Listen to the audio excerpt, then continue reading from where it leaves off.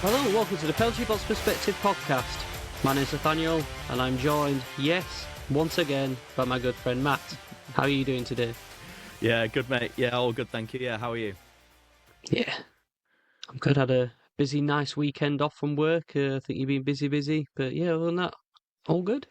Yeah. You had the nice, relaxing weekend off work. I had the busy weekend in work. So yeah, nice, polarizing weekends there. But we're back to get through another week of NHL action. Obviously, with the playoffs approaching, and kind of in that last quarter now, that last big push. So yeah, looking forward to breaking it all down.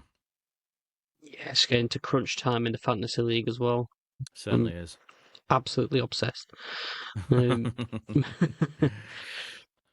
we'll jump straight away then into the division. We always jump straight into the Central Division. First overall in every category is again the Colorado Avalanche. However, having played 3 games this week, they've lost 2 and won 1. So they're sat on 97 points with a record of 44, 12 and 9. What do you make of their week? Um, yeah, I mean that loss to the Jets was a disappointing, a surprising one, I think. I know I feel that certainly sort of since the Olympic break they've been maybe sleepwalking a touch. I mean this is the thing is they've played so well this season and they put themselves in such a huge lead that. That they've kind of been able to take their foot off the gas a little bit. Maybe they're trying to kind of save some guys for the playoffs, but it is costing them, the odd game here and there, and that gap is closing. I mean, McKinnon and Nature's still doing the business. McKinnon's now on 109 points for the season, so he's after 60. Well, he's played 64 games. I'm sure he's probably going to hit around the sort of 120 mark, probably with relative ease. They've got the Penguins and the Stars coming up before the Blackhawks and the Capitals on the road. Now, that game against the Stars is going to be quite pivotal, as we're going to find out in a moment. But yeah, it's they still have the lead, but only just.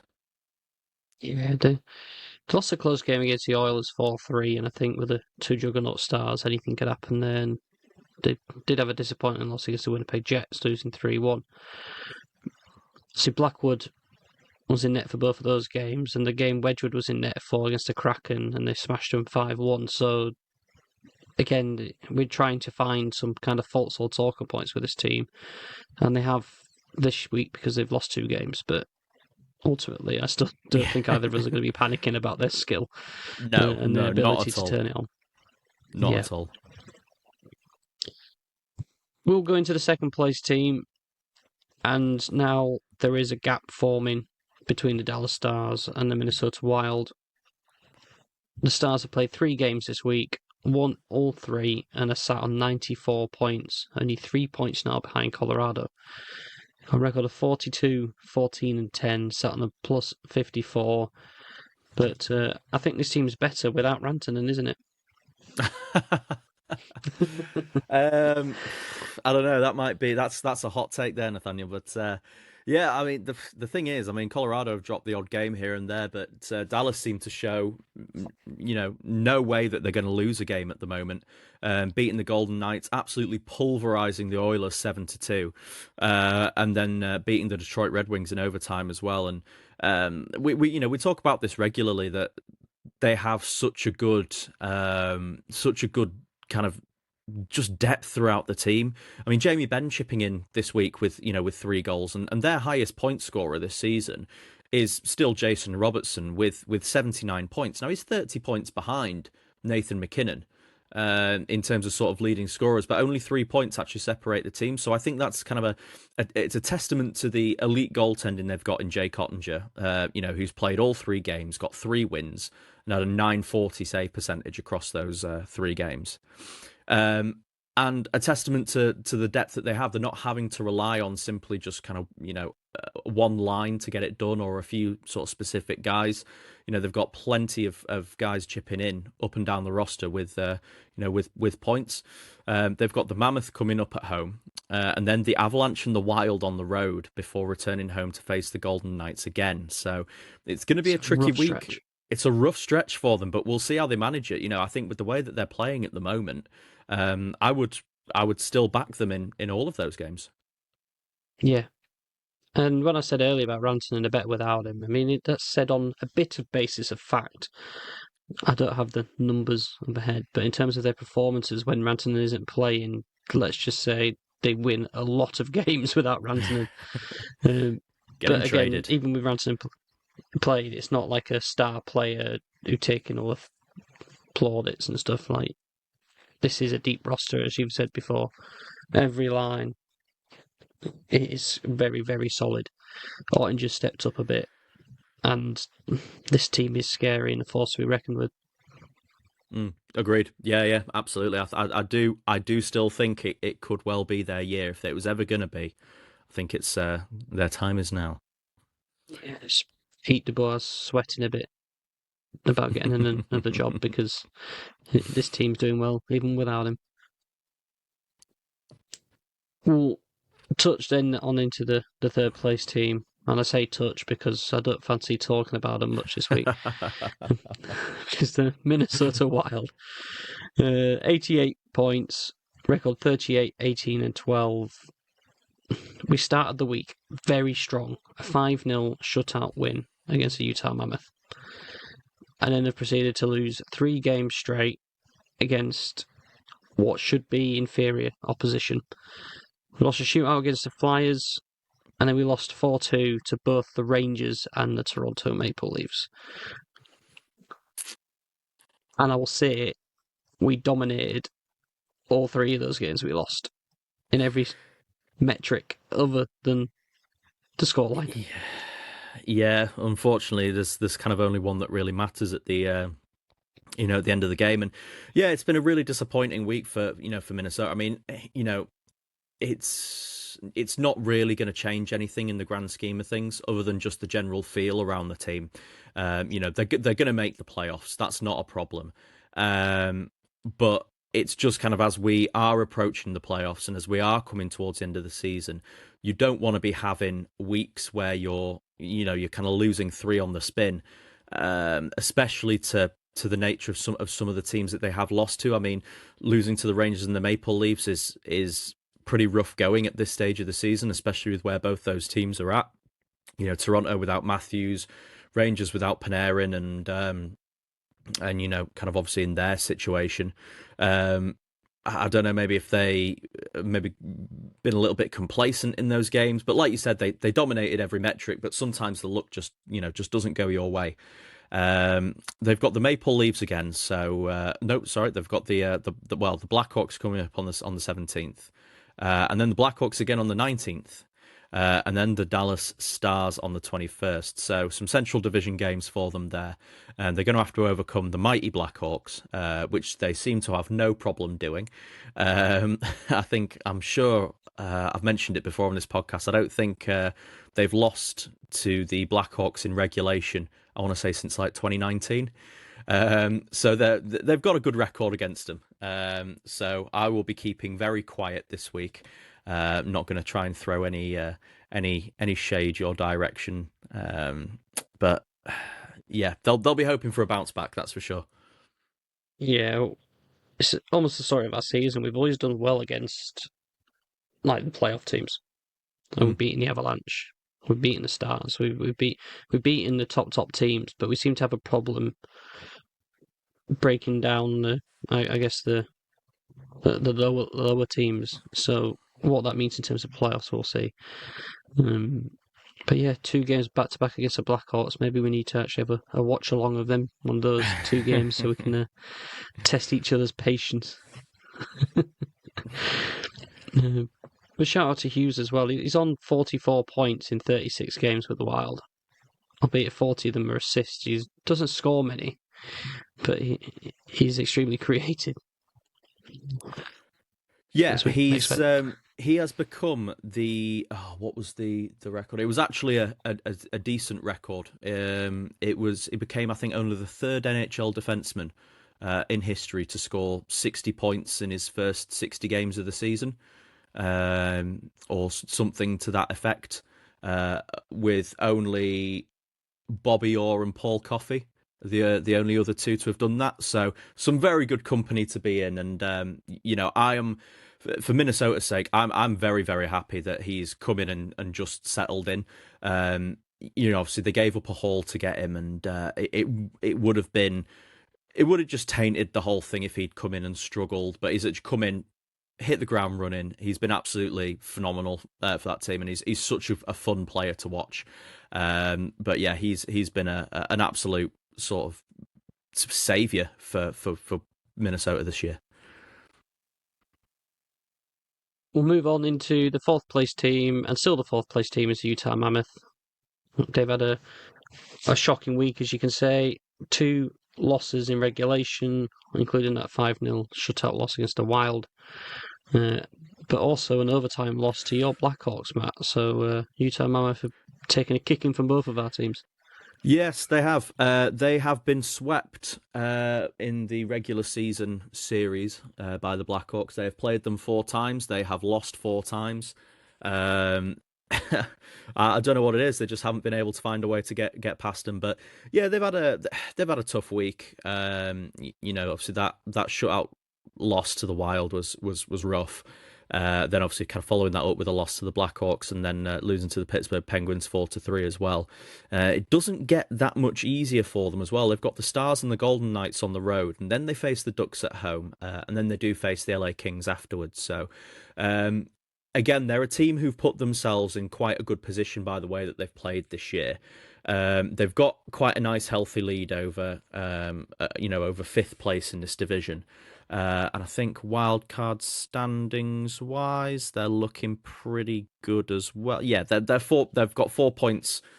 Well, they're 4 points clear of San Jose, but San Jose do have 2 games in hand. So, they kind of need to turn it around a little bit this week as well. The Central Division's kind of floundering a little bit. Yeah, I trust them to get into the playoffs as a wild card, if I'm honest. Yeah. I think any team from the Pacific are going to be thankful for an opportunity to fight for a playoff spot. Never mind actually get there. The fact that the Nashville Predators are still in with that fight as well. So I think the Utah Mammoth, with the way that they're playing, they'll get there. Yeah. Just to touch on it for 30 seconds. I know we covered it on our TikTok at Penalty Box Perspective. But Nick Schmaltz signs an 8x8 deal there to stay there. By the sounds of it, I think he took less money for longer term. So I think there's been a bit of negotiation on both sides. I think maybe Utah were looking at maybe a 6-year deal, but Schmaltz was looking at maybe sort of 9 million, but they've kind of managed to meet in the middle, and they lock up a long-term piece, which great business, I think, for everyone involved. And he's looked really good centering Clayton Keller this year, so I think that's going to be part of the long-term plan, and he gets to stick around. 8 years, though.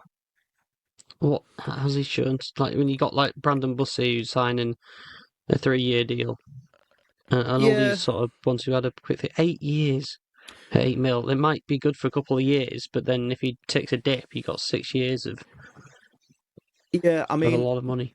I was listening to to Elliot Friedman talking about this on 32 Thoughts, and by all accounts, I know that athletes are very they're very much keeping on top of themselves in terms of like taking care of their body and everything, and by all accounts, Nick Schmaltz is one of the best guys to do it in the league. He takes fantastic care of himself, and I know he's approaching. I think he's at least 30 now, or certainly into his 30s, but is in very good shape for someone kind of his age with his sort of levels of mileage. Who's to say that he maybe has like a massive injury or something that ends up being problematic. But I think we see it a lot up and down the league. I mean, you look at Florida kind of handing out long-term contracts like they're nothing, and I think certainly as you get to the last couple of years of that deal, it opens up kind of opportunities for buyouts, or moving him on, or retention, and potentially who knows what kind of state Utah are going to be in sort of 6 years down the line. But yeah, I do agree with you. I don't think you're wrong. I think 8 years is certainly longer than I would have gone. But if it helps them keep the AAV down and manage things with the cap, then I think that's a risk I think they're willing to take. Yeah, all it takes for 8 years of $8 million, I would be the best person in the world at taking care of my body. Oh yeah, No more yeah. McDonald's, no more kebabs, no more sitting on my ass. I will get up for $8 million a year. So Utah, call me. I do it for 800,000. I'd do it for an entry level contract. You want to sign me for eight years at $1 million? Yeah, I'll get absolutely ripped for that amount of money. Don't you worry. Absolutely. I'll even learn to skate and everything. I mean, he has scored 59 points in 67 games, so maybe there's a little more to it, but yeah. Right. Fifth place in this division, Nashville Predators. I mentioned them before. 67 points, so 7 behind Utah as it stands. 29, 28, and 9 record with a 50 goal swing in terms of their plus minus. But they've had the sort of 3-3. Ding. There it is. Ticked off. Yeah, away trip for them. The Kraken, Canucks, and Oilers. They beat the Kraken 4-2, lost to the Canucks in a shootout, and then lost to the Oilers 3-1. Yeah. I mean, it's kind of a bit of a theme, really, with the Central Division. Lots, teams losing, a fair few games. They are probably a little bit too far behind Utah now, but they need to look over their shoulder because they've got Winnipeg and they've got St. Louis kind of hot on their tail. I am still in a position where I'm not sure what this Nashville team is thinking in terms of long term. I don't know if they're considering themselves contenders or, considering themselves sort of elsewhere or not. But they are kind of right in that purgatory area, which I think is the worst place to be. So they've got the Jets coming up in what will be a big game there. And then they've got the Kraken, the Golden Knights, and then the Blackhawks. So certainly some winnable games for them to get themselves kind of back on the horse, so to speak. But it's been a disappointing week, I think, for them. Yeah, it's been a Nashville Predator week for the Nashville Predators. Yeah. They're okay. I don't think they'll get in the playoffs, but they're just okay. They're not bad to watch. Unlike some teams we'll end up talking about. But the sixth place in this division is the Winnipeg Jets. 66 points, 1 point behind Nashville now. 28-28-10, started on minus 14. Started the week slow with losses against the Ducks and the Rangers. Yeah, Rangers with another win. But then they beat the Avalanche 3-1 and the Blues 3-2. So, yeah. Missed the opportunity. Yeah, what a frustrating season this is turning into for the Winnipeg Jets. They're finding ways to pick up wins kind of at this stage of the season, but if they could have just got another, they've picked up 10 sort of losing points from overtime this season.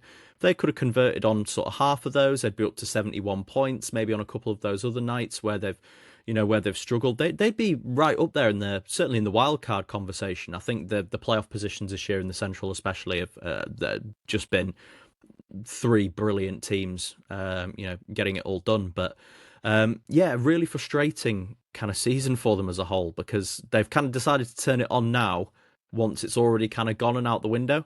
So they're making a late push. We'll see what ends up happening.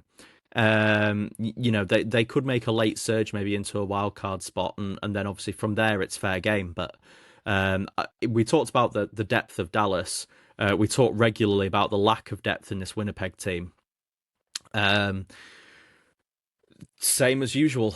Connor's at a point per game, Scheifele's at a point per game, and that's your lot. So, no,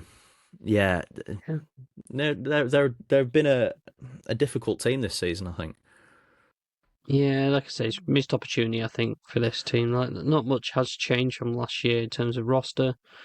They're just not pulling the punches like they have been doing. I don't know. But, yeah. I wouldn't be panicking if I was a Jet fan. I think there's time for turning it around and stuff. Yeah, For yeah, next yeah. year. 100%, 100%. They'll go again. I think they need to add a bit more depth over the summer. Maybe trade for a few pieces, but they're certainly not in a crisis by any stretch of imagination. A team I just can't get my head around is the St. Louis Blues. 64 points, record of 27, 30, and 10, minus 45. I mean, every sort of thing possible. They lost the Islanders in overtime before beating the Hurricanes 3-1. They beat the Oilers in overtime and then lost to the Jets. So, make that make sense. You can't. Hockey has a tendency to be a bit of a dumb sport at times like this. But yeah, they get the 2 wins against, two of the better teams in their respective divisions. And then obviously they lose to the Jets. They lose to the Islanders in overtime as well. But ended up kind of turning into a fairly decent week for them. They've picked up 5 points from a possible 8. Big Jimmy Snuggerud getting 6 points across those 4 games. Cam Fowler and Rob Thomas both at a point per game as well. I don't know. I personally think Rob Thomas is up in his A game for. I think he's maybe a little bit pissed that he didn't get traded. And I think now he's kind of showing the other teams what they've been missing. But yeah, I think I think he'll be a big piece dealt in the summer. I still think that'll happen. I've no idea where he's going to go, but I still think that he'll end up getting moved. They've got the Flames and the Canucks coming up on the road. So 2 games there, which no matter how bad your team is, you would still fancy them against both of those teams. So they could end up picking up a couple of wins and sort of throwing themselves into that into the mix. But I just think they're a bit too far back. I don't like their goaltending, as I cover more or less on a weekly basis. And with the way this team's playing at the moment, you also wouldn't bat an eye if they lost both of these games coming up. No. It wouldn't, but on a personal note, I'm having to find myself supporting the Blues a little bit since losing Matthews, crux of my fantasy team. I've had to pick up Robert Thomas, who you've just talked about. So I'm hoping he's going to be a man on a mission in the last 14 or so games of the season. But yeah, that's the only real interesting aspect to this Blues team for me. And then we go on to the last team in this division. I'm sorry to say, your Chicago Blackhawks are sat at the bottom with 61 points. Record of 25, 13, 11 on a minus 38. But I'll let you lead off on how your Blackhawks have gone. Yeah, so they've played 66 games. So they've got, 16 games left? 61 points was what they finished on last year.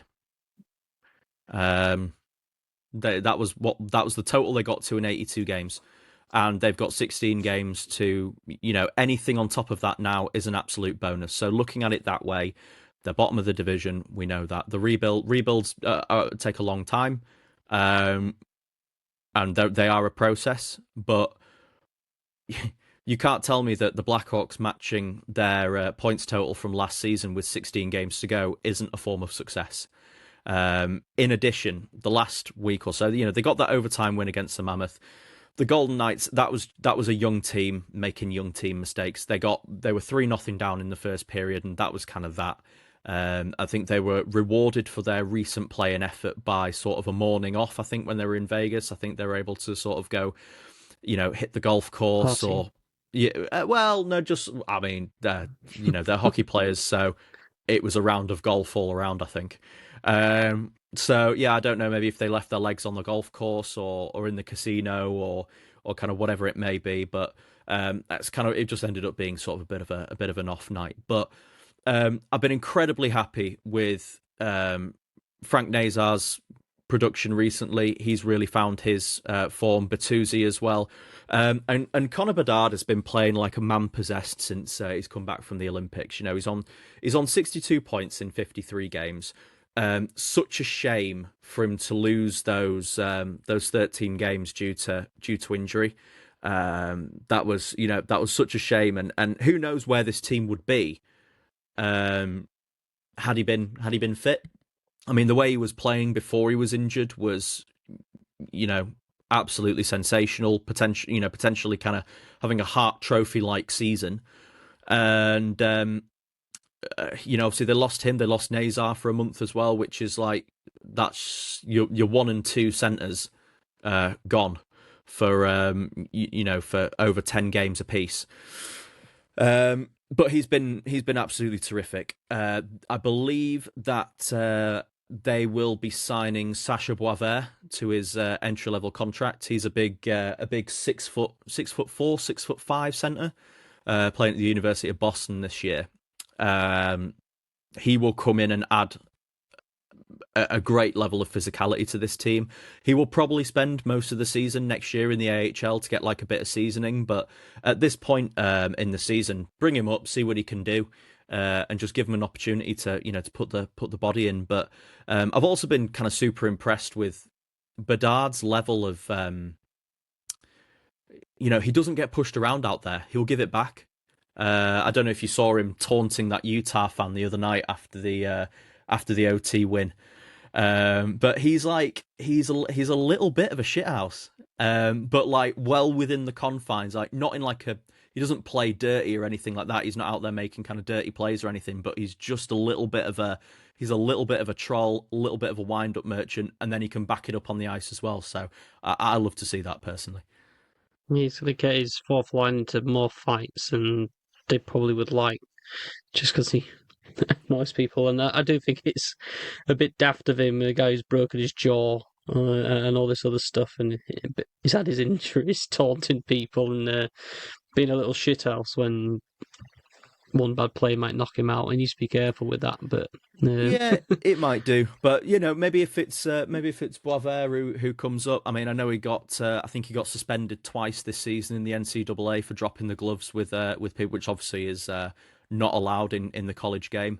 So Boisvert sounds like someone who will kind of get himself involved a little bit, but also there isn't really anyone on this Chicago team who will drop the gloves and back someone up like that. They probably, the guys that would have done it would probably have been Colton Dach, Nick Foligno, Connor Murphy, and Jason Dickinson. None of which are on the team anymore. They've all been traded. So someone's got to kind of figure that out. I would like to see someone like Louis Crevier maybe get involved with that sort of thing. He's 6'8". And an absolute kind of monster. Alex Vlasic is 6'6". Sam Rinzel's 6'4". Ethan Del Mastro's 6'4". I'd love to see the defense be a bit more physical and a bit more sort of protective. But at the moment, they've got a lot of very tall defensemen, but not a lot of very muscularly big defensemen. They've got a lot of lampposts on that blue line. they're not exactly lighting the way at the minute, though. Bunch. No. Oh, there it is. There it is. Right. That wraps up the Central Division. We'll be taking a very quick break, and we'll be back with our first segment and the next division. Stick with us.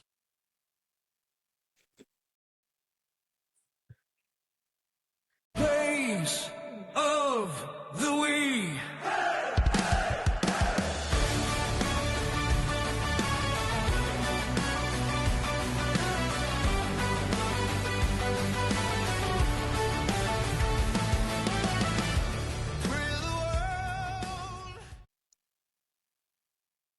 Plays of the week this week, and I say plays, we've got two great goals to mention.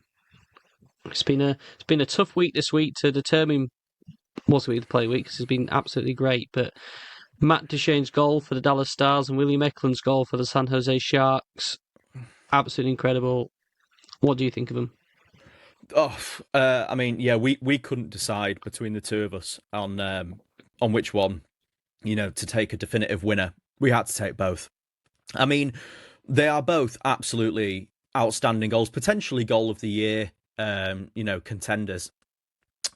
But for very different reasons. I mean, Eklund's goal is almost kind of like defying physics. He kind of gets tripped, has to hop over the goalie as he goes by him, and is kind of in the process of being in midair, manages to spin and sort of flick the puck into the net.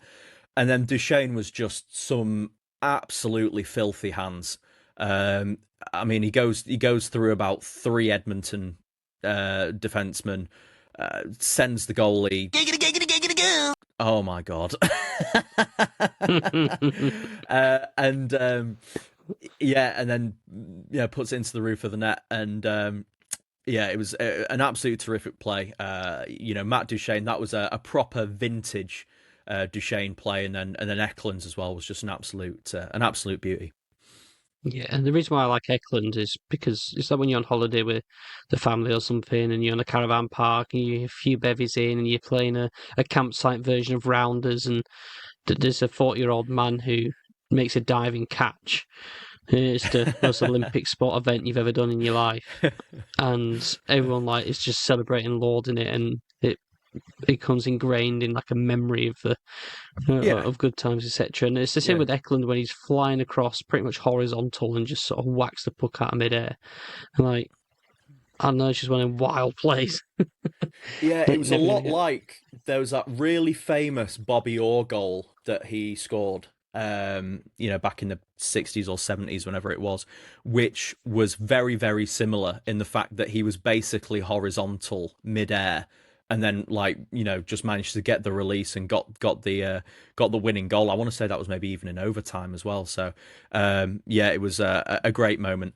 I can absolutely relate to your campsite Rounders. He's not even dropped his beer either. Like he's had his tinny. He's gone flying. He's caught it probably with his non-dominant hand because he's been holding his beer in the other one. And he's just he's got his sunglasses sat on top of his cap. Like he's just he's been wearing flip-flops at the same time as well. Just absolutely legendary play. But now he great. watches cricket for just because he thinks he's the next star of the Ashes. Could have been me if I hadn't done my knee. Right, which division are we going to next, Nathaniel? We're going to hit the Metro, and the first place team in the Metro division is still the Carolina Hurricanes on 90 points, 42-18 and 6 on a plus 42. 3 games, 2 wins, 1 loss. They beat the Penguins in a shootout, the Lightning 4-2, and lost to the Blues 3-1. Yeah. 4 points taken from 6. I said last week that I don't think there's any conceivable way that the Carolina Hurricanes can drop this division. They've got a 9-point lead. I think they are probably going to be the Metro division winners this year. Aho and Svechnikov getting a point per game apiece. Anderson with 2 wins from 2 games played as well. So yeah, a good week for them, especially picking up that win on the road against Tampa.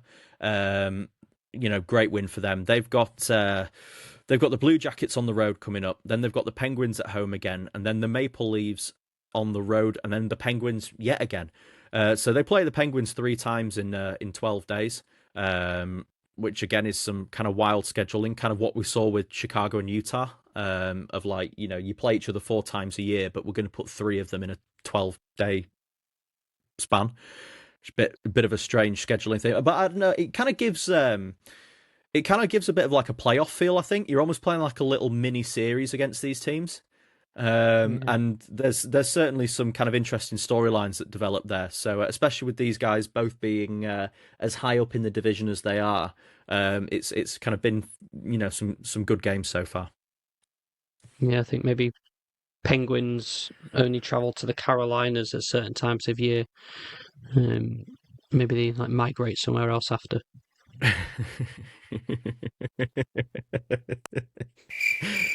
God damn it. But no, this team they're very similar to Colorado Avalanche. They're just a good team, hard to really talk about in any great sort of length. So I think we'll move on. Mm-hmm. And speaking of Penguins, they are second in this division, 81 points, 33, 18 and 15 on a plus 21. Another 3-3. Ding. On their away trip, they lost to the Hurricanes on the shootout, lost to the Golden Knights 6-2, and then beat the Mammoth 4-3. Yeah, couple of close games either side of a bit of a blowout. But they've had some good scoring this week. From Rust, Mantha, Carlson, Chinnikov, Raquel, all at least a point per game. I think this team will make the playoffs, and they will get Sidney Crosby back in time for that to happen, which will be a massive boost. Obviously, they've had this week without Malkin, obviously still without Crosby. I believe, is Malkin's suspension up now, or does he have one more? Yeah. It's up now. Thank God for my fantasy team. Yeah, but they've got the Avalanche. They've got the Avalanche, the Hurricanes, the Jets, and the Hurricanes again, obviously, coming up in their next four. So it's going to be it's going to be a difficult week for them. But certainly, hopefully, having Malkin back in that team will give them a little bit of a boost. I think they're in kind of a prime position, I think, to take one of those playoff spots. Yeah. I think so too, especially with how some of the teams in this division have kind of dropped off. I think, arguably, the top three teams are probably going to be known now. Things might change, but we'll see. I think there's one team. I think there's one team. I think that's going to run them close. Oh. So I say it's a bit of a lead up, but we'll probably get to them in a couple of teams' time. The New York Islanders, they're third, also on 81 points. They scored 4 out of 6. They beat the Blues in overtime 4-3, the Flames 3-2, but lost to the Kings 3-2. So, one thing I noticed with this New York Islanders team is that they do win a lot of games. 38 games, just straight up won. They don't really lose in overtime that much. No, they've got a lot of regulation wins. I mean, they've got 38 on the season, only 4 behind Carolina. But if you were to compare them to, they've got 5 more regulation wins than the Pittsburgh Penguins do. Pittsburgh picking up 15 losers points this season in overtime, whilst the Islanders have only picked up 5. This is definitely an off-season conversation that I want to have. We'll discuss kind of NHL rule changes and things like that, but I personally think that the way that the points are scored needs to be changed a little, because you've got teams like the Minnesota Wild on 88 points, who have the same amount of regulation wins as the Islanders do, but they have an additional 7 points on them. But yeah, anyway. Horvat and Barzal both at a not supporting that argument when you're just in the Wild. They've got the Maple Leafs, the Senators, the Habs all on the road, and then they face the Blue Jackets in what's going to be a really, really important game within this division, as we'll touch on in a moment. But yeah, they've been great value for entertainment this season of the Islanders. Obviously, Matt Barzal being available for all but one has been, obviously a massive part of that for me. He's someone who, again, I think is a really, really top player, if he's fit enough to do so, which has never really been the case. Again, not to come back to Minnesota, but a little bit like Kaprizov, is like, we know the talent of the guy, but he's never really been fit enough to show it on an 82-game pace over the course of a season. I'm not saying that Barzal is as good as Kaprizov, by the way. That's not what I'm saying at all. But in relation to their importance to their respective team. And then Matthew My Schaefer's best player's name out your goddamn mouth. Man, Nathaniel just smacked the shit out of me. I'm clipping that. Yeah, but they're sat in third place for now. But the fourth place team, Nathaniel, I think is going to make it interesting. Yes, and this is a really, really nice storyline. The Columbus Blue Jackets are in fourth. They're on 79 points. They've won against the Tampa Bay Lightning in Tampa 5-2. They beat the Flyers in the shootout 2-1. They did lose to the Panthers in overtime, though, 2-1. What that means is they've got a record of 34, 21, and 11, sat on a +4.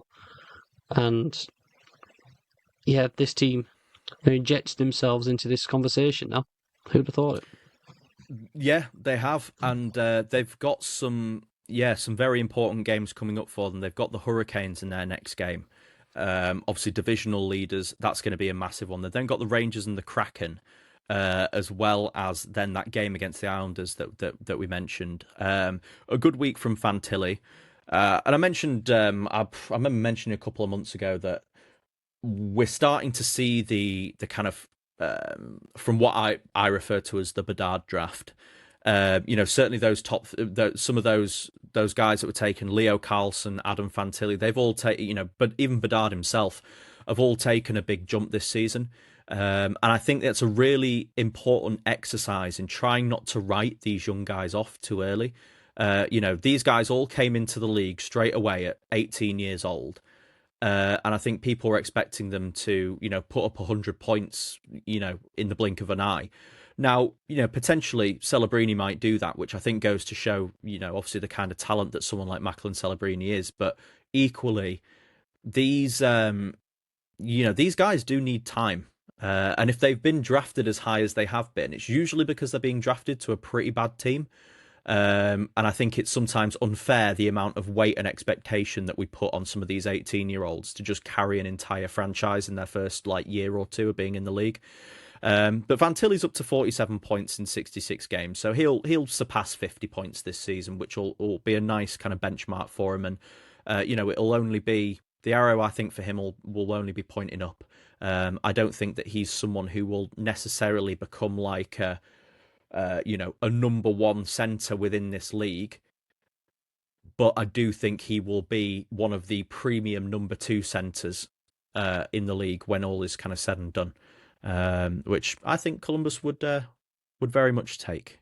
So yeah, that was just my little kind of sidebar on that. But I do think, because we see it all the time, and I think that's the nature of social media now, is sports fans are very quick to write off. Very quick to write off young players within their first couple of years and say, oh, no, they're a bust. By all accounts, again, you're our NFL aficionado, but I think it happens quite a lot in the NFL with young quarterbacks, especially where, if they're in their first year or whatever and they don't take them to a Super Bowl, they're like, oh, no, this guy's absolute ass. Yeah, the weight of a pressure in the NFL, because you get drafted to play straight away and make an immediate impact, whereas in the NHL, typically speaking, most players, even in the first round, will go back to their domestic leagues or play in the AHL or college hockey, etc. Yeah, yeah. But to expect an NHL player to come out and make an immediate impact is even rougher than the NFL potentially. But I think I agree with everything you've said. I think Fantilli has come in, drafted by obviously a poorer team at that stage, and obviously Columbus have had a pretty tumultuous time over the last few years. And they've even had a coaching change this year mid-season, which has probably seen them rise a bit up. So it's a bit of a chaotic environment for what is normally a very vanilla background team. But yeah. I think this year has shown that this group of players, both young and old, are a great group of players. And it just echoes our sentiments that I think we would like to see them in the playoffs one way or another, because it's a nice story. Yeah, absolutely. I mean, Fantilli projects out for 59 points this year, which will be 5 better than his previous. He's also projecting out to add an extra 22 penalty minutes to his total as well, which will be from last year, which we love. So good on him. Yeah, not every first round player needs to be the biggest scorer. No. And I don't watch enough NHL action for all the teams to be able to go into detail about his level of play, and we're going off sort of stat lines and stuff. But I'm certainly seeing no discontent on social media and other forums of ice hockey to say that he's not performing well. It could well just be that he's a really good glue guy. He's really good in the defensive zone or in transitions and stuff. And even if his points totals aren't Celebrini's level, doesn't mean he can't have a better involvement. I'm not saying he's Celebrini though. No, not at all, not at all. But he is another one from that draft. Him, Carlson, Bedard. Obviously, RFAs at the end of the season will need a new contract, and I think someone like Fantilli, he is someone who I will absolutely think will maybe sign like a 4-year bridge deal, maybe to see for Columbus to see sort of what he is long term. And then, if he shows that he can be the number one guy on that team, then he'll cash out for, big money. Yeah, I think he probably goes for longer, Schmaltz is getting 8 years, 8 mil. Okay, Schmaltz might have had a better individual season this year, but I think the NHL and sports in general loves to pay on potential as well as current quality. Yeah. And just as a little one final aside before we move into our fifth team, and this is a bit of a callback to last week's episode, Nathaniel. Take a guess at who Adam Fantilli's agent is. There's only one agent in there. It is Pat Brisson, who is his agent. So Mr. Brisson will take another agent's fee. His pockets will be lined for 6 lifetimes. Wild. He represents like half the fucking league. I bet he gets paid more than 8. He's got a better contract than 8x8, and he doesn't even have to take good care of his body. I mean, I don't know what he looks like. I have no idea. He makes more than bloody Kaprizov probably does.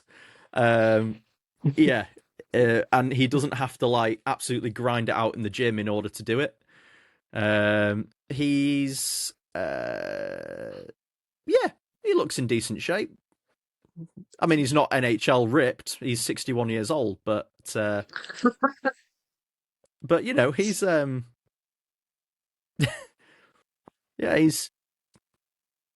he's not a big man, put it that way. Should we move swiftly on? I was thinking about it. I was thinking about hitting the giggity. Yeah. I've just had the recognition of that. It's fucking great podcasting. Let's move on to team number 5, please. Yeah, if we have to. Down a spot is the Washington Capitals. No, hang on a minute. No, it's the Philadelphia Flyers, my guy. Philadelphia Flyers.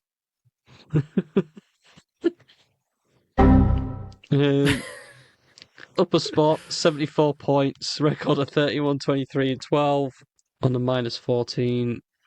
Yeah, the Flyers beat the Capitals 4-1, beat my Wild in a shootout, and then lost to the Blue Jackets in a shootout. So they're still kind of relevant. They're still kind of mid, as we kind of expect them to be these days. But yeah, that's the Philadelphia Flyers. Yeah, I don't really have much more to argue with or nothing really to add with that. They're let's have a look, see if they're how wild carded are they? Not very. 6 points out of a wild card spot at the moment. I think they are a team that needs to have a little bit of a reflection this summer about what they are. We kind of talk about this on more or less almost a weekly basis, that they're they're a little bit of a bit of a directionless franchise right now, and they kind of need to try and figure that direction out sooner rather than later. We are the cream cheese of the cheese world. It's Philadelphia. I'm not sure if international listeners, the brand is named something different. Why? Who's the 6th team, Nathaniel? Pardon? Who's the 6th team, Nathaniel? Boo.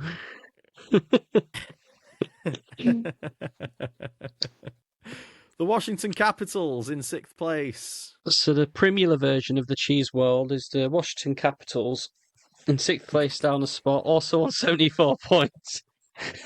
A record of 33, 27 and 8, sat on a +9. They lost to the Flyers 4-1, as I've just said. They did beat the Buffalo Sabres in a shock result, believe it or not, 2-1, and then lost to the Boston Bruins in a shootout. 3-3. 3-3. 3-3, no players at a point per game. Also 6 points out of a wild card spot. 3 games coming up at home against the Senators, the Devils, and the Avalanche. This isn't a playoff team for me. They're another team who needs to think about their direction moving forward. Little shout out to Jacob Chikrin on 51 points in 66 games. I've touched on him a few times this season. Yeah, he's a hell of a player. Definitely falls into one of those kind of underrated guys for me. But with John Carlson being traded, he gets to step up and be the sort of number one defenseman on this team. But yeah, I really like Jacob Chikrin. I think he's a great player. Yeah, I think this division is set with Columbus. I think the top 4 teams, I think they will all get into the playoffs for the most part. Obviously, we'll see the wild card race for the 4th with the Atlantic Division, but I think there is a clear halfway divide now between the top and the bottom of this division. Oh yeah. Still 27 years old, by the way, Jacob Chikrin. So not even in his kind of peak yet. Is he like Benjamin Button or something? I saw he's he's a rough looking 27, but hard paper round. But he is in year 1 of 8 on a $9 million cap hit, which I think for that kind of production, I think is a steal. It's a steal. I bet he doesn't look after his body like Schmaltz does. He needs to eat more quinoa. Quinoa, he might have gone up to 10 if he took care of his body, for fuck's sake. Right. 7th in this division, New Jersey Devils, 68 points, 33, 31, and 2. Only 2 losses in overtime. Minus 25. They lost to the Flames 5-4 and beat the Kings 6-4. So, again, high-scoring games, fragility at the core. Yeah, they're kind of been a little bit of a typical New Jersey Devils kind of week. They have had some good scoring, some good kind of scoring up and down the lineup. In terms of point per game players this week, they've got 7, albeit they've only played 2 games. But Timo Meier, Gritsuk, Hamilton, Bratt, Luke Hughes, Jack Hughes, and Nico Hischier, all at a point per game or better. But this New Jersey team needs to. I don't know, man. Like, I don't know. Potentially, if maybe there's a big piece on the move in the summer, maybe from New Jersey. I think if there was to be one, I think it would maybe be someone like Dougie Hamilton. Obviously, his name was heavily involved around the trade deadline. But he just has quite a complicated contract in terms of his sort of no movement clause, the money involved, the term still left. So I think there will probably be a big sit-down discussion with Douglas Hamilton over the summer about what he wants to waive, if he wants to waive it, if he wants to stay, if he wants to go. But yeah, this it's all fallen apart for them this year, I think. Yeah. They've mucked it up. Yeah, big time. Big time. Finally, we'll touch on the 8th place team, the New York Rangers, on 64 points. Honestly, this is just what I think about the Rangers.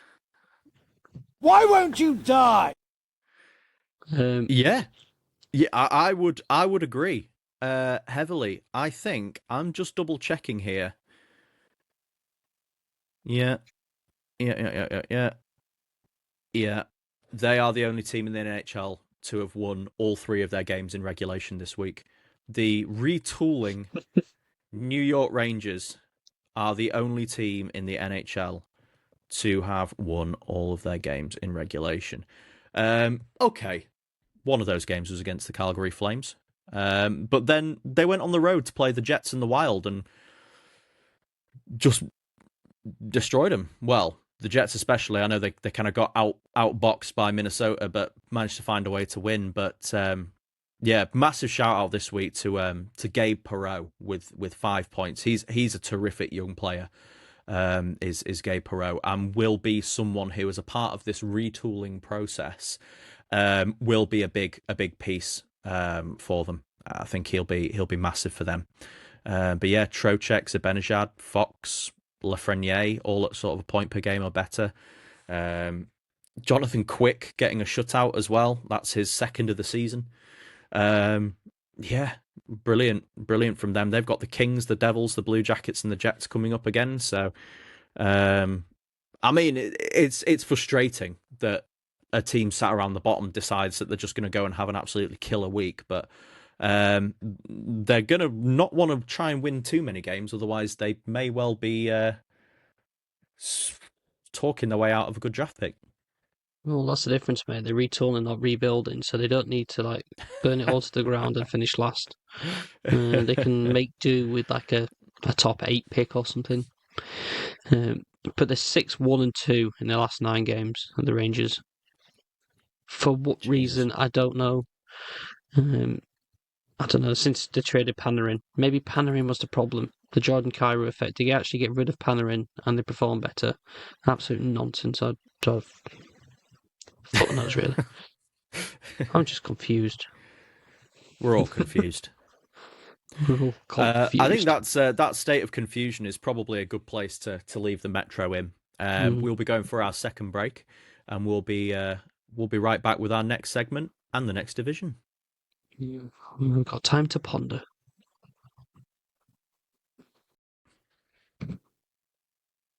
Stars of the week.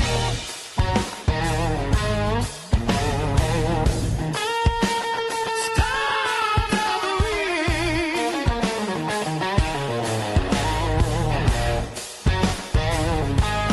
Feel the power.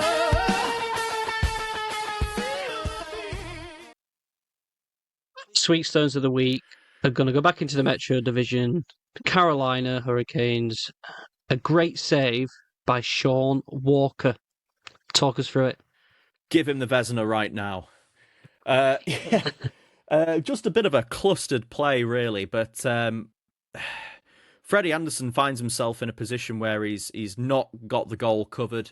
I believe it came to Kucherov, who absolutely rips a shot. And Sean Walker sticks out his foot, absolutely inviting for...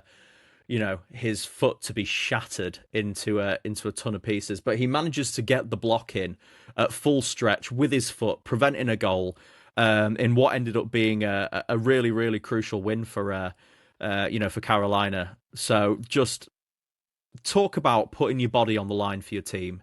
That was a hell of a play from Sean Walker. Yeah. I've heard Tottenham Hotspur have made some inquiries into Sean Walker as a new goalkeeper, especially after the games this past few weeks for them. Shut your mouth. It was what a save by an outfield player. I certainly wouldn't want to voluntarily put my foot in front of a shot by Nikita Kucherov. But yeah, it kept them in that game. They won it in the end, so good going. Yeah, for sure. I believe we are now heading to the Atlantic Division, Nathaniel. Yes, we are. And remaining first by 4 points is the Buffalo Sabres. Record 41-20-6 plus 35. They beat the Sharks 6-3, beat the Maple Leafs in a shootout, but did lose 2-1 to the Capitals. So the old Sabres are back. Well, I don't know. Never rule anything out with this team, but no, I don't know, man. I think we're gonna have to do like a whole separate episode, like apologizing to the Buffalo Sabres, because we, especially myself, ragged on them a lot at the start of the season. And they've just gone on an absolute flyer since they made the GM change January, around really. I was going to say just after Christmas. They've been probably the best team in the league since Christmas.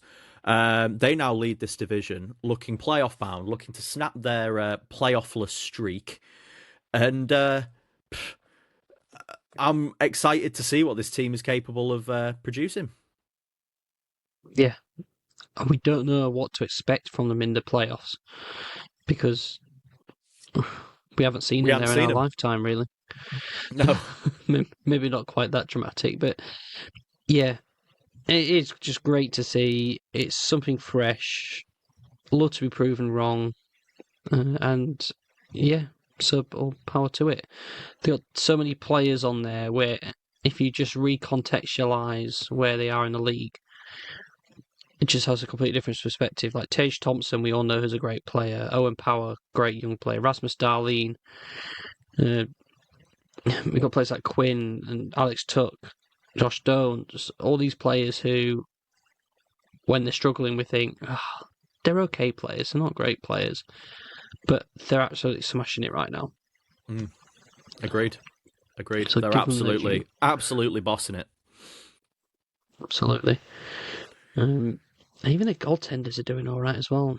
Alex Lyon, Luukkonen, both putting in sort of decent stats and decent performances, equaling sort of like decent share of games and decent share of wins. There's not like one dominant keeper. They're just very solid. Yeah, they've had a good tandem this year. This year in 2026. But they've really turned it on.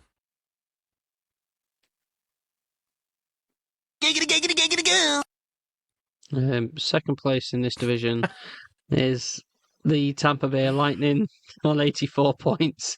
You're sick of me with these drops, I swear. Record of 40, 21 and 4, sat on a plus 49 Tampa Bay Lightning. What do you think?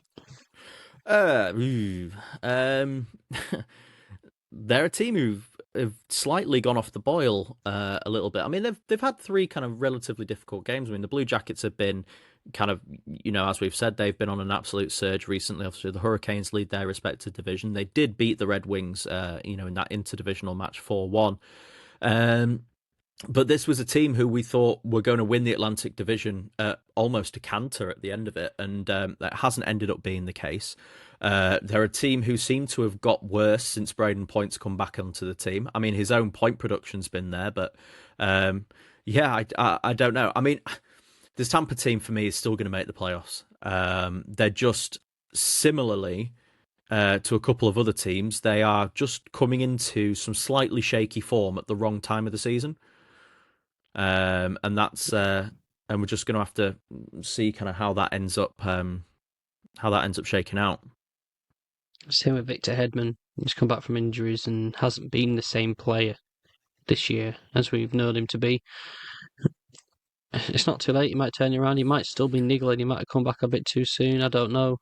But yeah, I don't know if this is and stuff. It's a bit.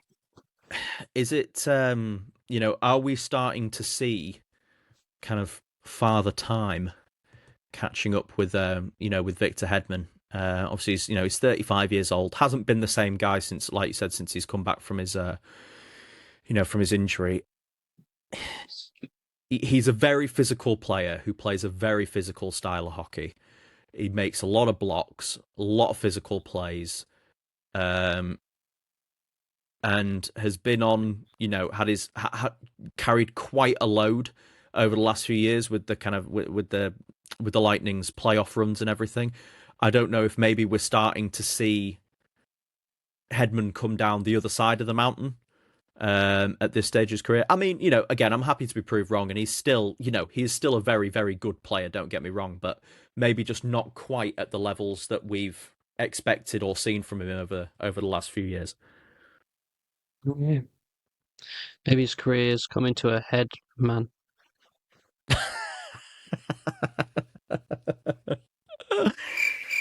Oh my god.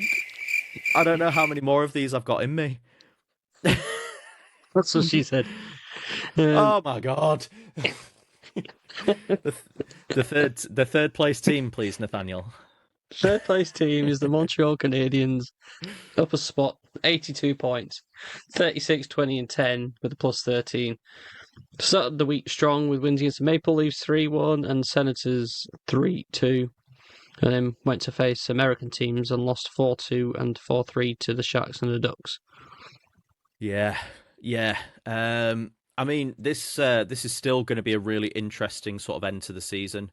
You've currently got them sat on 82 points, as we're going to cover Boston and Detroit as well, who are right up there at the moment. They just need to do enough. I think if they stay kind of at this 50% sort of winning, for the rest of the season, I think that might end up being enough. But they are going to need a couple of big weeks,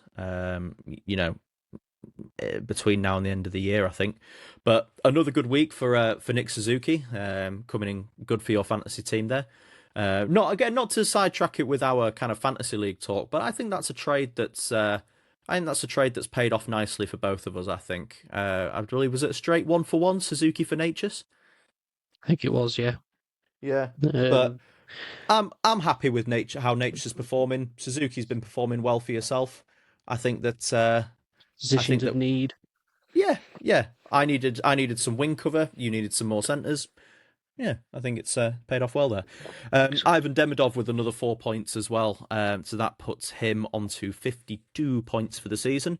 I think it's potentially. I think I've now in my head got it locked in. I think for Schaefer, Demidov, and Seneca, I think, who are going to be the finalists for that particular award. Yeah. I think Schaefer gets it personally.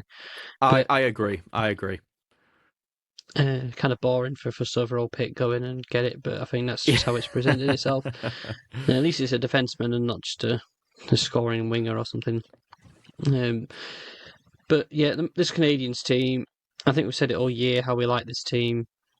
It's pretty much for the third place and 2 wildcard spots in the Eastern Conference. It's between sort of the Canadiens, Boston Bruins, Red Wings, and the Columbus Blue Jackets. Obviously, the Blue Jackets can't get third place in the Atlantic, but you know what I mean. I do. Yeah, absolutely. I don't disagree with you there. I was just having a little look there, just in relation to the Calder Trophy. I believe.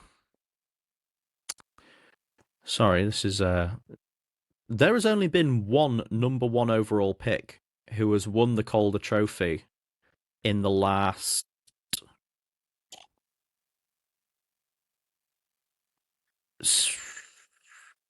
9 years. Oh, yeah. It was Connor Bedard, obviously, but of course it was. But yeah, I mean, it was won by Lane Hudson last year, who obviously wasn't the number 1 overall pick. Bedard, Beniers, Sider, Kaprizov in 2021. Well, he must have been like in his mid-20s when he did that. Makar, Pettersson, Barzal, and then Austin Matthews, who I believe went number 1 in his respective draft. Won it in 2017. So not terribly common for the number 1 overall pick to win that award, unless you're Connor Bedard. So we're saying Bedard shouldn't have been picked first overall. No. In 4th spot, Boston Bruins, they're up a spot. They're on 80 points. Record of 37, 23, and 6. Sat plus 12. 3 games. Beat the Kings in overtime 2-1. Beat the Capitals in a shootout 3-2, but lost to the Sharks 4-2 in regulation. So it still keeps them in with a shot, but I do think they are a step below, personally, from the Canadiens. I agree, but as I say regularly, can never count Boston out. They are 2 points off the playoff spot at this particular time. I don't think they're as good as the Canadiens. I also don't think they're as good as the Detroit Red Wings. However, they're Boston. They've got the experience. They've got the guys who've been around and kind of been there and done it. And especially at this point of the season, they've got guys who've got experience being in that dogfight and getting themselves over the line. So I think that the Bruins are not as good a team as Detroit, but I think Boston will end up finishing in a higher position than Detroit will this season, and that's just my kind of small late season take. I think so too. I think the Canadiens are going to get third, and then it's going to come to wildcard spots between the Bruins, Red Wings, and Columbus, or maybe either the Penguins or the Islanders, for example. That's where it's going to come down to for me. Yeah. And which one drops out, there will be a sad fan base. Yeah, There very is much every so. year with a team who just misses out. Yeah, big Because time. they'd see if they were in the Western Conference, they'd probably be in the top three. Yeah, very much so. But yeah, they got games against. I'm not sure that you covered it, but the Boston Bruins have got games against the Devils, the Habs, the Jets, and then the Red Wings. So that game against the Red Wings, they got games against the Canadiens. They're going to be very good games, well worth to keep an eye on if you want to pick a game to watch. Very much so. Yeah, that game against Detroit's going to be a massive one. Seeing how they, that will be an absolute battle. Two original six franchises going, hammer and tongs to get themselves a playoff spot. Yeah. We'll touch on the Red Wings now. They're down 2 spots. They've had a poor week, you'd say. They're on 80 points, -6 plus minus. But they lost against the Panthers 4-3, the Lightning 4-1, and then 3-2 in overtime to the Stars. So they've had, prior to the season, probably the hardest 3-game stretch. Obviously, now that we're in season, it's a little bit different. But 3-game stretch all away from home, but they've only come out with 1 point. Yeah, that is not what this Detroit team needs at this particular point of the season. Obviously, they've got the Flames, the Habs, and the Bruins coming up at home.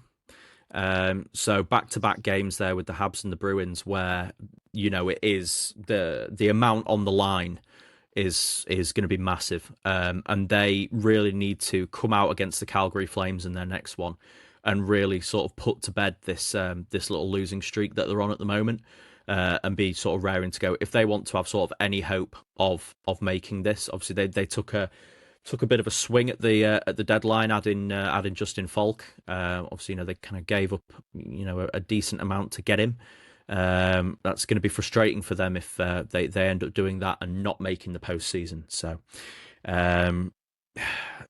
big week for Detroit, and I think this might even end up being our starting division next week. Yeah. Very much. I was going to check on now, actually. I know Larkin's been out with injury. I'm not sure whether he's coming back. Do you know while I'm checking?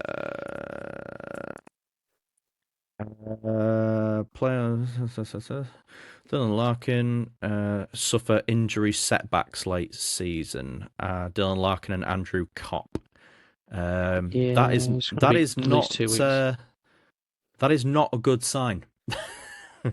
That is not a good sign for this Detroit team. 6 games, I think. Not good. Not good. Important time of the year to lose one of your best players, if not your best player. Agreed. Yeah, they're going to need Patrick Kane to put in some vintage performances over the next week or two. Of course, it all revolves back to the Chicago guy. Well, it's what DeBrincat or Kane needs to step up. Lucas Raymond is another guy who has been performing not to his best recently. He's only got I want to say like 1 or 2 assists in his last sort of 6 games, maybe. Someone who they need at this point of the season. He's got 66 points in 65 games this year. They need him to be that point per game player now. And for him to, he really needs to step up and find the next gear. Right. Up next is the 6th place team, is the Ottawa Senators. They played 3 games this week. They lost against Montreal Canadiens 3-2 before beating the Ducks 2-0 and then beating the Sharks 7-4 in 2 sort of counterproductive games that don't really make much sense. But they're on 77 points. They're only 3 points behind Detroit and Boston. Yeah, it was a California dreaming week for Ottawa. 2 really, really good results for them there. Batherson with 4 goals, Amadio and Kachuk both with 3 points apiece there. Linus Ullmark getting the shutout as well. He's been a different guy since he's come back from his leave of absence, which is so good to see. Again, they're another team similarly to the Jets, I think, who are going to be ruining a lot of missed opportunities this year. I think they obviously started fairly well. They lost Kachuk. They held it together whilst he was gone. Kachuk came back. They then suffered a really, really bad dip in form. And they're kind of finding their feet again now. But, last 15 games or so is really going to have to be... they're really going to have to dial in at this point if they want to make the playoffs. But it's going to be, we've currently got maybe like 4 teams kind of jostling for that final playoff spot. I would just have Ottawa in there, but they are certainly within the wildcard chase. That's for sure. Yeah, I've been sort of higher than where I'd expect myself to be on this team because they're just such a fun team to watch. It's just absolute chaos energy constantly. And that chaos energy might mean they go on a massive run a la Buffalo Sabres at the end of the season to really shake things up. Mm. The reason we've sort of left them out is just because they're always coming from behind. They've never sort of been definitely in the conversation. Why are you pulling that face? What did I say? Just something about coming from behind. I didn't even realise I said that. I just saw them eyebrows go up halfway up your forehead. But yes, this I've lost my train of thought now. Ottawa Senators, good.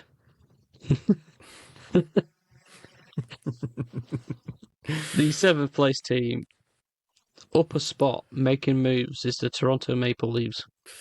They're on 70 points, 29, 27, and 12 on a minus 23. The tank in Toronto is not on because they beat the Ducks 6-4 and 4-2. They did lose 3-1 to the Canadiens and 3-2 in a shootout loss to the Buffalo Sabres. A team making moves. I don't know if they're particularly good moves. Spoiler alert for one of our final segments, but I don't know. Yeah, they've taken a couple of wins, but I still think this team is an absolute mess. I'm glad I'm not a Maple Leafs fan. I mean, for many reasons, more the fact that they're going through a lot of pain right now, and also I'm glad I'm not one because they are a little bit of a crybaby fan base. But am I wrong? I am not. Yeah, it's just always someone's fault. They are like the most scapegoating team in the NHL. For sure. I will back you up. They are. Yeah, I don't know. It's like, you have Matthews, you have Nylander, you have Nyes and Tavares, and obviously last season they had Marner, and you've got Morgan Riley. You've got a really, really good team, but you just can't get themselves over the line. But it's always someone else's fault. It's the GM. Oh no, wait, it's Mitch Marner. Let's get Brad Treliving in because he's better than Kyle Dubas. Wait, no, Brad Treliving's no good. It must be Mitch Marner's fault, and let's get Mitch Marner out. Oh no, Craig and his massive Berubes are like just causing us some problems now. Oh no, it's his fault because he's got this really horrible looking head injury. Oh no, it's Austin Matthews' fault. Now Austin Matthews is injured. Has he played his last game for Toronto? Now we need to. It needs to be someone else's fault now that he's not here and now he's not playing. Like, do we trade Matthew Nyes? It's like, shut the fuck up, honestly. Like,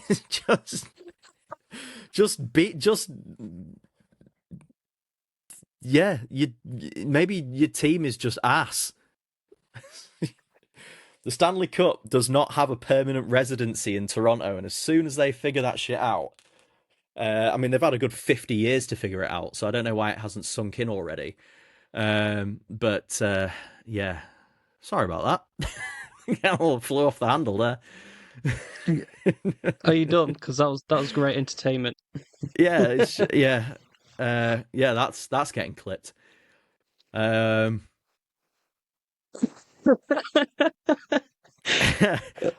got nothing else. I might just pack up and go at this point. Like, Jesus. Yeah. Right. Let's move into the 8th place team, I think, before this gets any worse. Florida Panthers, 69 points. Nice. Record of 33, 30, and 3. Even that's a nice record. Minus 21 plus minus. They beat the Red Wings 4-3. They beat the Blue Jackets in overtime 2-1 before losing last night to the Kraken 6-2. The main man, Vinny Hinostroza, previously of the Wild, got traded because we decided to go on a massive run of signing fourth line players. Is now banging in the goals for the Florida Panthers. Yeah, big Chicago native, Vinny Hinostroza. Former Minnesota Wild, former Chicago Blackhawk. I've always just had like a soft spot for Vinny Hinostroza, and I've got no idea why. Yeah. Absolutely, because he gives it his all. He's flying around the ice, gets flung left, right, centre. He chips in with goals. I don't understand why he can't settle on a team. Like, he's a great squad player. He is, and I think that's almost the problem. Is he's a good squad player, so he's always kind of like he's always a very desirable like bottom 6 piece for a team. And then he ends up just kind of being bounced around, and obviously, Minnesota decided to go kind of down the Foligno route, and and everything, McCarron, and so they just ended up not being the space. But yeah, he's had a good start in Florida. Again, not to bring it solely back to Chicago, but I'm going to do it anyway. But with Florida's recent run of form, that currently puts them 11th bottom of the NHL standings, which means that their top 10 protected first-round pick will still go to Chicago as things stand. Good for you. Yeah. No, it's very good for Chicago. Not that good for Florida. Yeah, this team, I think they've known it since the 3rd point mark of the season, where they knew they're probably not going to make the playoffs. But they're still getting a lot of wins. 33 wins ain't too shabby. Not at all. With that, I think we'll be going to our final break. A final break of the show. And we'll be right back with our final segment and our final division. So, stick with us. If you haven't done already, please go and give the podcast 5-star reviews. And we'll be right back.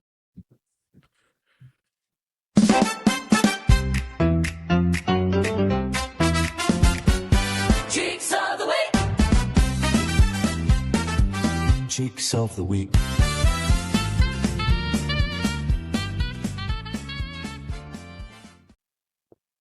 The cheeks of the week this week, might have to go to Matt now for spoiling our segment.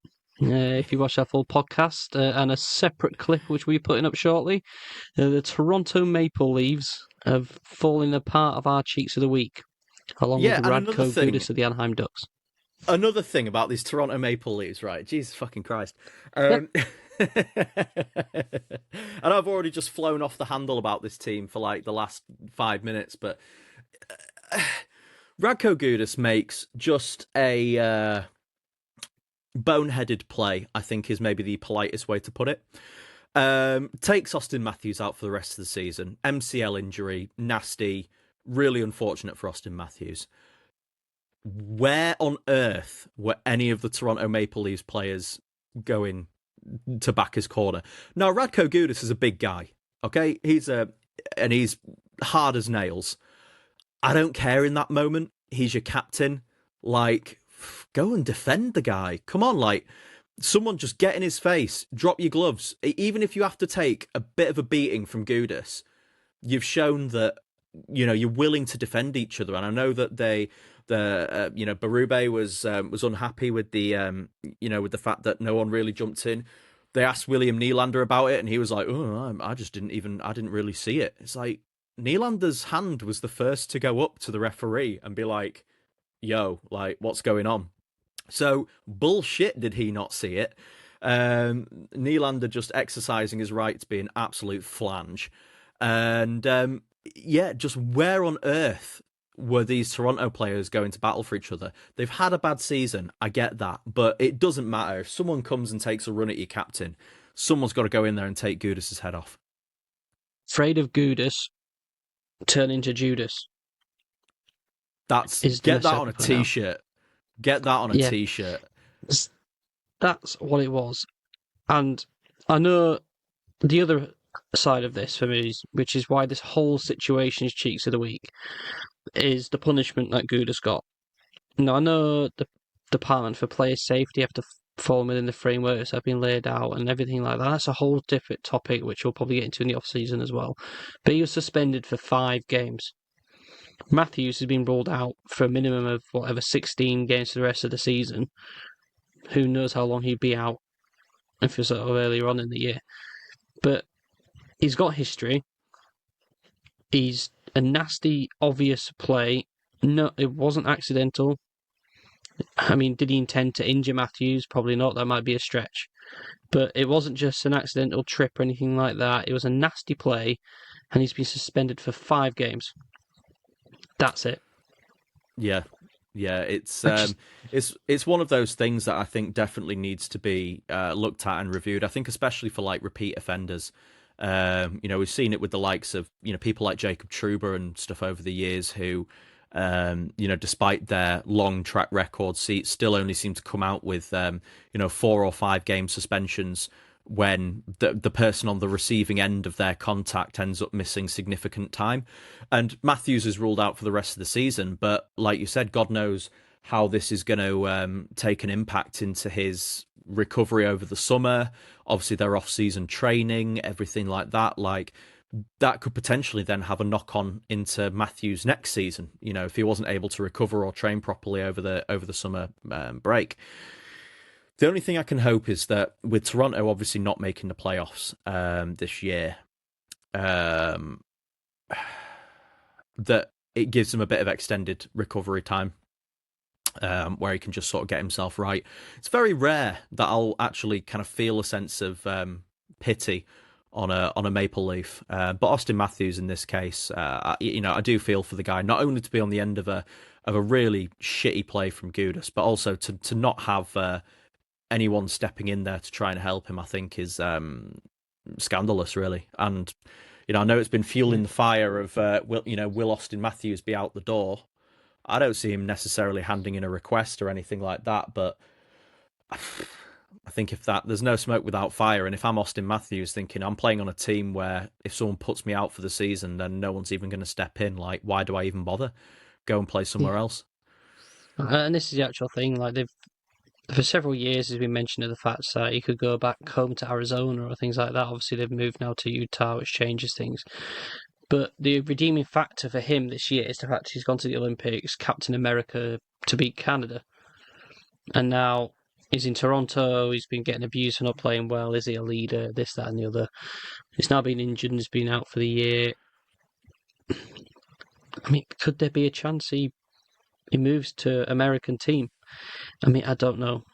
This is something we'll probably deep dive more in the off season, but it's just that there's no positives unless that you love hating on the Maple Leafs, like you obviously do. But in terms of just that, there's no good thing that's come from this story whatsoever. No. It's knocked out my best player in my fantasy team. I hope there's one, especially in the build-up where I've managed my game limits and now I'm going to be playing catch-up and stuff, and now instead of having Austin Matthews, I might have to play Boone Jenner as a centre to catch up on the games, but we'll see.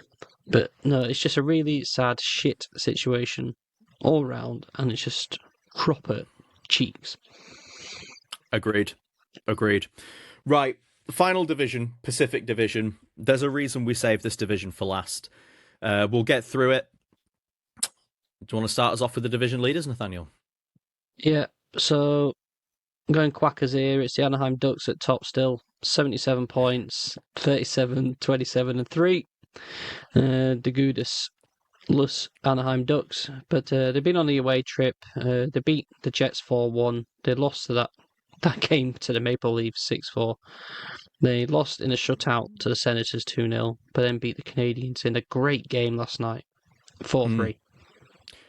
Yeah, it was a great game. They still have the lead out in this division by, I want to say, just a singular point at the moment. It's been a bit of an up and down week for them, really. They wouldn't have liked that loss against the Maple Leafs or getting shut out by the Senators either. But they played a really, really fantastic game against the Habs. That was a terrific game. Good to see John Carlson suiting up for the first time. He looked good. He looked good in the Anaheim orange. Well, on the Anaheim white in that occasion, but. Good for him, and he will be, with them losing Gudas now, he's kind of being thrust right into the defensive leadership role straight away. But they've got the Flyers, the Mammoth, and the Sabres coming up. Options, for them to certainly some opportunities for them to stay on top in this division, but not for a lack of trying from the second place team, Nathaniel. Yeah, just want that before we go. But I have to refer to Carlson as Carlson and Leo Carlson as the other one, because there's two Carlsons now, but two different spellings. Standard. Right. Vegas Golden Knights are in second place. A point behind, as you've said, 76 points. Record of 31, 22, 14 on a plus 11. They lost to the Stars 2-1, but then, seemingly in a return to form, beat the Penguins 6-2, and then your Blackhawks 4-0. Yeah. And this has been a massive week, in particular for Pavel Dorofeyev. Now, this is an interesting conversation. I know they were dissecting it a lot this week when I was listening to the CHGO podcast, friends of the show. Now, Dorofeyev has 6 points in his last 3 games, 4 goals and 2 assists, and he's someone who is a power play specialist. But you look at Vegas. Dorofeyev is an RFA this summer. Needs a new deal. He's 25 years old. Now, Dorofeyev this season, as it stands, has 34 goals and 23 assists. So he's got, whatever that is, 57 points in 67 games. He also got 35 goals last season and 17 assists for 52 points in 82 games last year. So he's going to be someone who's, going to be garnering some quite big money, I think. 30-goal scorers are not easy to come by. And I don't know if Vegas have the cap space or the kind of mobility to get this done. His name isn't stock enough for the Vegas to keep hold of him, I think. They like their sort of name brands to Vegas. And I think he finds a home somewhere else where he kind of maybe still sort of falls under the radar a little bit. Yeah, I'd love to see him in Chicago. Yeah, I think he'd be a great addition to that team for me anyway. I think he'd be terrific. Obviously, you got Roman Kanserov coming over from the KHL next year. You need another Russian-speaking guy there. Help him settle in. Mm-hmm. I would love to have, Dorofeyev there. Having Dorofeyev set up on the other side with Bedard on the power play would be spectacular watching. But Matthews and Robertson. Robertson. They'll trade for all of them. They'll trade for... Yeah. I honestly do think Dorofeyev will go to a central team. Like the Jets, the Predators, Chicago. I'd love to see him love to see him at Utah. Utah, great. Yeah. One of those teams, I think, or even St. Louis. They're going to refresh their roster. Kyrou gone, Thomas gone, maybe Dorofeyev's one of their big marquee signings. Interesting. Yeah. Yeah, I mean, I didn't really have anything I wanted to add about the Vegas Golden Knights' actual their results this week. I don't really like talking about them, so but I did think that that was an interesting discussion for Dorofeyev. Yeah. Aiden Hill with a shutout. They've got Yeah. games against the Sabres, Mammoth, Predators, and Stars coming up. It's they're going to get in the playoffs, aren't they? It's just frustrating, but it is what it is. Yeah. Yeah. And if they don't, it's not Mitch Marner's fault. Toronto. Third place in this division, staying in third, is the Edmonton Oilers. They're another point behind. So 77, 76, and now 75 points. 33, 26, 9 record at +6. I mean, they beat the Avalanche, to beat the Predators, lost to the Stars, and lost to the Blues in overtime. I mean, the usual suspects in the scorers, McDavid, Draisaitl, Bouchard. I think the big story, I guess, out of Edmonton is the announcement about the starting goaltender. Yeah. I mean, that was going to be my first point. Was holy Tristan Jarry. Two games played this week. 795 save percentage with a 597 goals against, which now puts his stats since he's moved to Edmonton: 15 games played, 7 wins and a shutout, but with an 855 save percentage and a 417 goals against average. That is absolutely awful. That is absolutely awful. And Edmonton thought that they were coming out on top in that trade, sending Jeff Skinner to Pittsburgh and getting Jarry back in return. But my goodness. Did you just get a name wrong? I can't believe it. Did I say Jeff Skinner? You said Jeff Skinner. Stuart Skinner. My bad. I call him Sam, you call him Jeff. Yeah. It's big man Stu getting offended up in here. Jesus. No. Yeah, but they've got the Sharks, the Panthers, and the Lightning coming up all at home. I don't think this division is going to be staying put. I think there's still going to be a lot of movement around the top of this division. It's going to be really interesting to see who takes it. Is it? Anyway. We'll drop into fourth place in this division, 71 points. I mean, we might still see Seattle getting up there. Who knows? Is that what you meant? No. I was thinking more the 3 teams separated by 2 points, but yeah, no. Just to clarify, 71 points, 31, 26, and 9 record on a -8. Bad starts to the week, losing Predators 4-2 and losing to the Avalanche 5-1. They then beat the Canucks 5-2 and the Panthers 6-2. It's just the same as every week. Yeah. They're so average. Lightning, Predators, and Blue Jackets coming up next. Eberle still leads the team with a massive 48 points on the season. Bobby McMahon's come in and got 3 goals and 2 assists in his first start in his first few games for the Kraken. So he's settled in well there. He's already catching up Eberle 1 point at a time. Yeah. Maybe Dorofeyev to the Kraken. Maybe, but I wouldn't want to wish that on him. No. Right, 5th place in this division, 70 points, record 32, 27 and 6 on a -25. San Jose Sharks lost to the Sabres 6-3, won games against the Bruins 4-2 and the Habs 4-2 before losing to the Senators 7-4.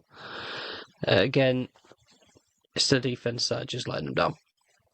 Yeah, completely agree. Just we know what they are. 6 points in 4 games from Celebrini, and then the defense falls apart a little bit. Laurent Brossoit, makes his first NHL start in over 600 days. Finishes the game with a 783 save percentage and a 609 goals against average.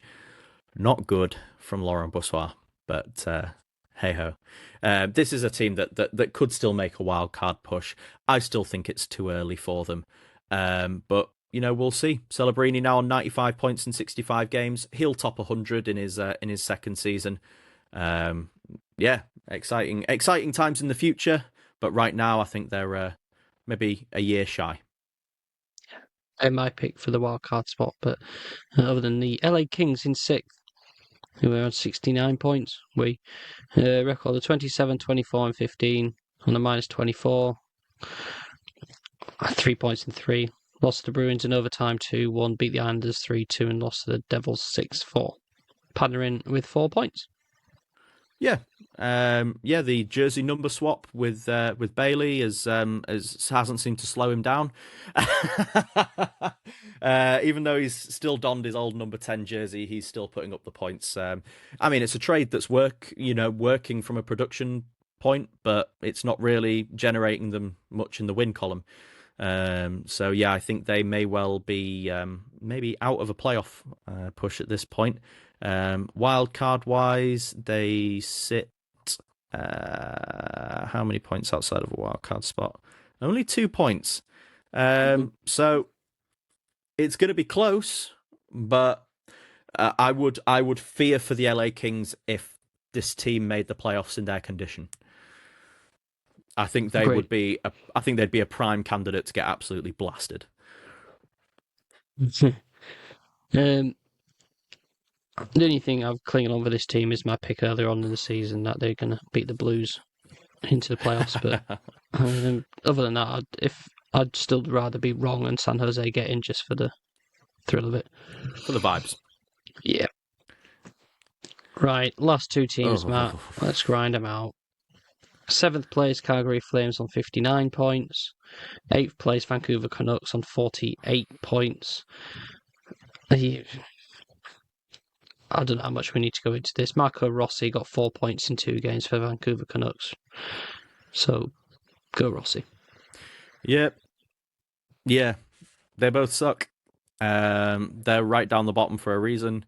That being said, the Calgary Flames are only 2 points behind the Blackhawks. But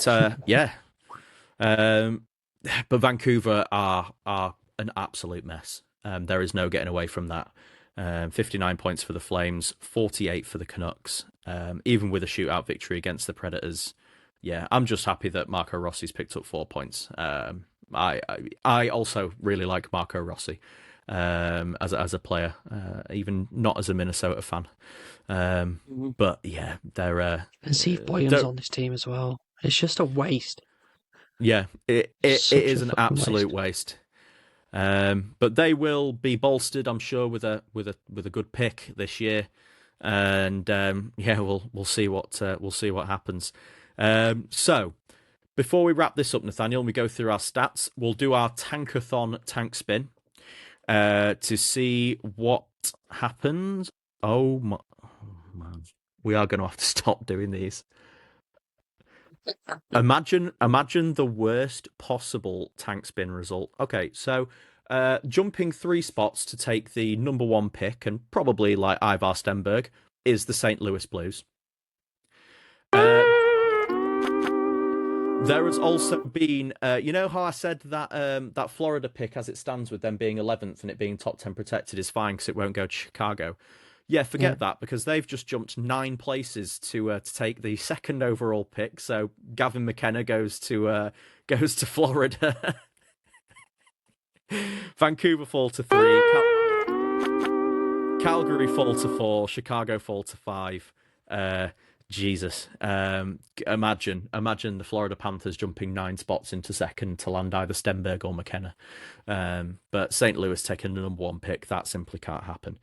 No. Right, that might well be the last tank spin that we ever do on this show, but we'll see. We can't leave it on that. Stats of the week, Nathaniel. Stats of the week. Yes, a big tie, 6 points. We'll get you sort of top spot in the weekly thing here. But McDavid, Dorofeev, Nyes, Johnston, Snuggerud, and Celebrini were 6 points this week. But the top goal scorers, Drake Batherson, Dorofeev, Jack Quinn, and Lafreniere on 4. Penalty box perspective award for most penalty minutes is Barclay Goodrow of the Sharks with 19. And then in terms of season, Top points, McDavid, McKinnon, Kucherov still top three with 114, 109, and 106 respectively. And the top goal scorers remains McKinnon at 44, Cole Caulfield at 39, and then the joint third-way tie between Kaprizov and Matt Baldy with 38. Absolute juggernauts. Juggernauts. And then the penalty box perspective award for penalty minutes of the season, Nikita Zadorov still way out in front with 134. Kastelik with 114. And then a return for Zabazyakai along with Logan Stanley with 108. Yeah, good. I don't see anyone catching Zadorov at this point. No. And if he does, Anything I'm else, sure Nathaniel? he'll pick out some fights. Oh, No. I'm sure he will. Anything else? Right, are we on to wrap up time? Do you want to hit the drum roll?